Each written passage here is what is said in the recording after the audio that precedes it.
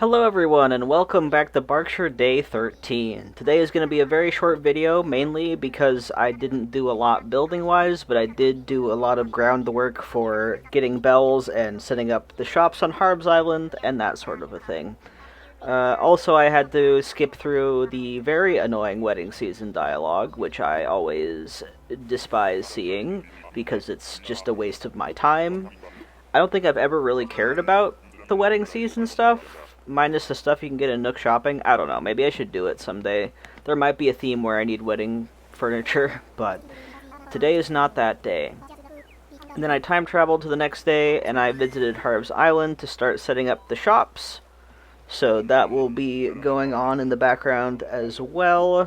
I'll be starting to pay off the co-op shops and make sure I have all those available, because Leaf is so helpful, and so are Reese and Cyrus for changing objects to different colors, because yeah, I will be doing a ton of that, because I have a very specific color palette on this island of yellow, white, and orange.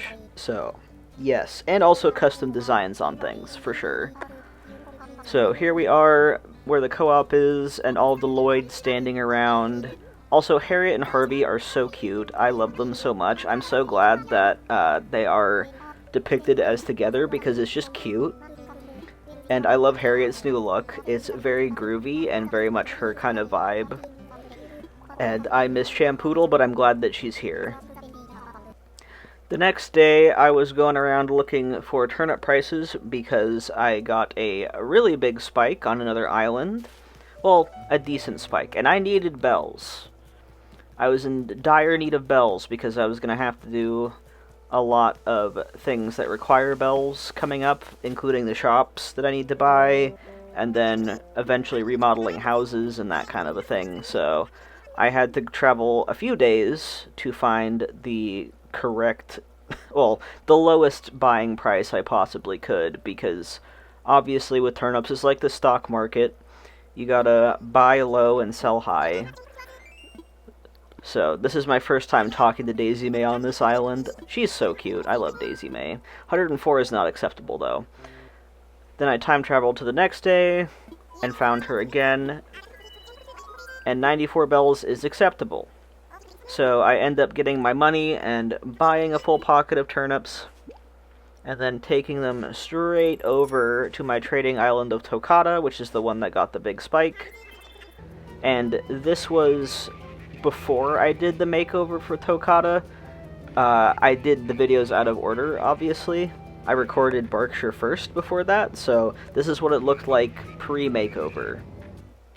And here I am with myself, and then selling all of those turnips for the spike. It wasn't like the biggest spike, but it was a good spike, so I got like a decent amount of money from that. I think that was less than what I was supposed to get. It was like $1 million something, because I always miss at least one turnip when I'm selling them. But I also got a bunch of Nook Miles for cornering the stock market, which is another reason I do turnips. And then the next day, I time traveled, and there was a couple announcements. There was a campsite villager, which I didn't go check because I don't really care, sorry. And then, yeah, Nook's Cranny upgraded, which I figured out recently, turnips do count towards that. So, if you don't want your Nook's Cranny to upgrade, do not...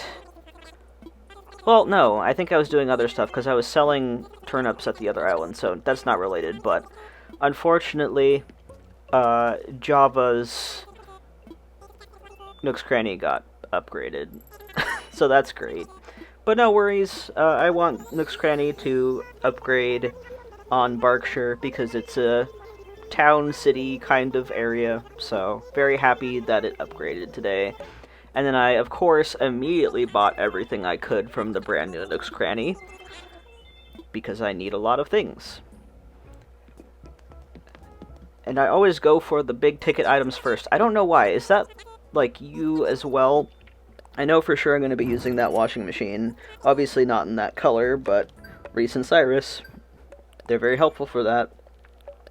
I also got my next bell ringer stamp, which was very exciting. Any Nook Miles I can get, I will take. And then I ended up just going through... I think that's all I bought that day. And then I time traveled again I put the storage shed and the ABD right by the shop, which I tend to do just because it's nice. And then I bought a ton of shovels. And that's pretty much all I did today. So, yeah, thanks for watching this shorter episode, kind of anticlimactic, but a lot of groundwork has been happening, so I'll see y'all in the next one.